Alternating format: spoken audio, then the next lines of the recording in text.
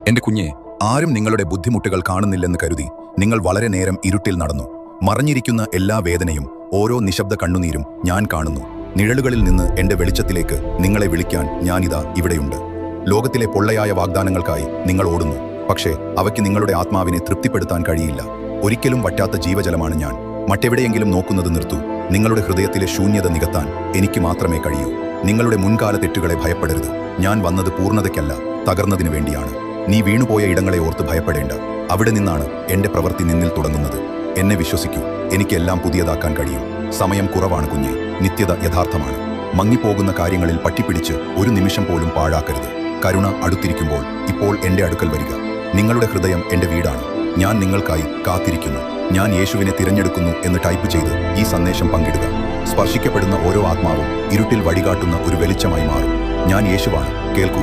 സമയം വൈകും മുൻപേ ഞാൻ നിന്നെ വിളിക്കുന്നു.